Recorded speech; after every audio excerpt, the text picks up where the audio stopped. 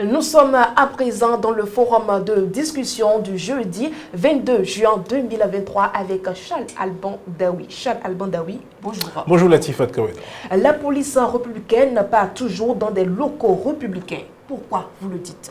Oui, quand on parle de police républicaine, le mot républicain fait donc appel à la République. Et qui dit République renvoie tout de suite l'image de quelque chose de souverain, quelque chose qui se suffit. Donc la police républicaine part toujours dans des locaux républicains. Ce que nous mettons dans les locaux républicains, c'est-à-dire des locaux qui ressemblent vraiment à l'État, des locaux qui donnent une certaine autonomie, une certaine aisance aux agents de la police et donc qui travaillent.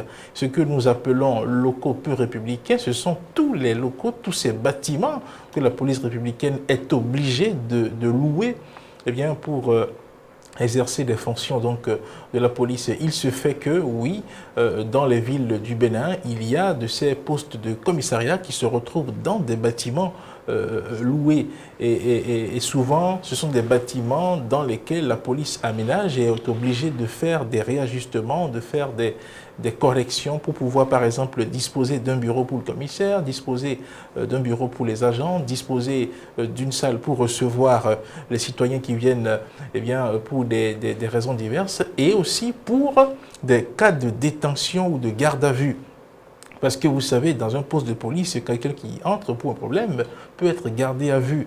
Donc parfois, vous allez dans des postes de police et vous vous rendez compte que oui, c'est un bâtiment, une maison qui n'a pas été construite pour être utilisée comme locaux de la police et qui est utilisée et qu'on a aménagé un espace pour peut-être recevoir les gens, un espace pour le bureau du commissaire et pour ses collaborateurs et un espace qu'on a dû faire de toutes pièces pour pouvoir garder les gens à vue. La raison pour laquelle j'attire l'attention sur ces choses, c'est que ouais, un poste de police, vous savez, le policier ne dort pas. Hein, on le dit comme ça. Un poste de police, c'est un lieu, quand l'agent de police va au service, il peut y passer la nuit, il peut dormir.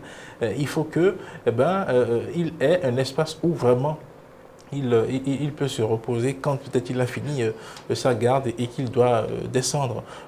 Malheureusement, il y a beaucoup de postes de police comme ça qui se retrouvent dans des situations du genre où quand vous y allez, vous vous rendez compte que d'abord, soit l'espace est exigu, ça ne suffit pas au nombre d'agents qui sont en poste et que voilà, on est obligé de vivre comme ça dedans. Donc, une police républicaine, oui, mais il faut travailler à mettre à disposition de cette police-là des locaux donc, républicains. Et le fait même que la police républicaine, qui est une institution de l'État, eh bien, soit obligée de payer, eh bien, comment dirais-je, de payer des baux, de verser de l'argent pour des bâtiments loués à des particuliers, ce n'est pas vraiment bien. Parce que vous savez, hein, dans notre pays, il y a beaucoup de choses qui se passent. Imaginez par exemple que la police républicaine, sans le savoir, se retrouve dans un bâtiment construit par quelqu'un qui, a maille à partie avec la loi. Quelqu'un par exemple qui est dans des activités illicites, on ne peut pas toujours savoir concrètement. À qui ça appartient, quelqu'un qui par exemple fait du blanchiment en construisant des bâtiments, hein, que la police républicaine qui est censée peut-être lutter contre ce genre de choses se retrouve dans un bâtiment du genre, vous voyez que voilà, ça ne fait pas vraiment bien. Donc du coup, l'option louer des bâtiments, l'option aménager dans des bâtiments qui ne sont pas conçus pour la cause, ce n'est pas vraiment une bonne option, ça ne donne pas une bonne image. Donc à la police. Or, la police, c'est quand même quelque chose qu'il faut respecter pour le rôle et pour la fonction qu'elle joue au sein donc, de notre République. Donc, il est important que oui, on puisse travailler à changer les choses dans ce sens-là. Après la réforme qui a créé la police républicaine, qu'est-ce qu'il faut faire en ce qui concerne les bâtiments de la police? Oui, déjà il faut remarquer qu'il y a une politique en place au sein de la police républicaine qui consiste donc à attacher aux commissariats centraux existants dans les grandes villes du Bénin des commissariats d'arrondissement.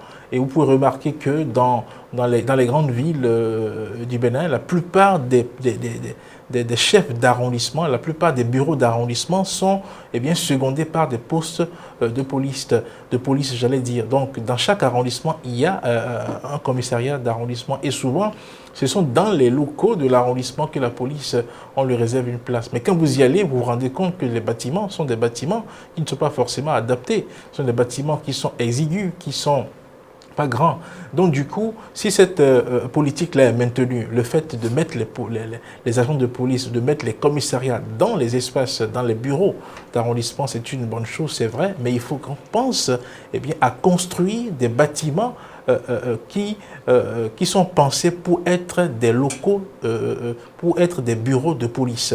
C'est-à-dire qu'un espace pour accueillir les gens, un bureau digne du nom pour le commissaire, pour ses adjoints, un espace qui soit conçu effectivement pour des gardes à vue, etc., etc.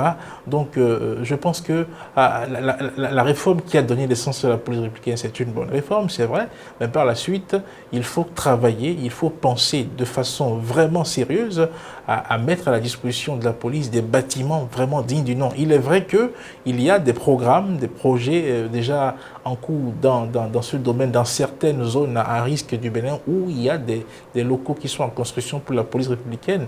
Mais l'idéal serait qu'il y ait vraiment une politique définie, avec un projet bien défini en la matière pour qu'on dote, ne serait-ce que, en partie par exemple des grandes villes, qu'on ait de façon systématique des locaux qui soient des locaux construits pour la police et non des locaux qui sont loués comme on le voit dans certains arrondissements chez nous. Donc voilà, définir une politique bien précise de dotation de bâtiments conformes aux normes des bureaux de police, aux normes des postes de police. Donc ce qui reste à faire, c'est bien ça. On a fait la réforme, c'est un pas, il faut continuer dans ce sens pour pouvoir mettre les policiers dans les conditions qu'il faut pour pouvoir bien travailler. Merci à vous, Charles Alban Daoui. C'est moi qui vous remercie. C'est la fin du forum de discussion de ce matin.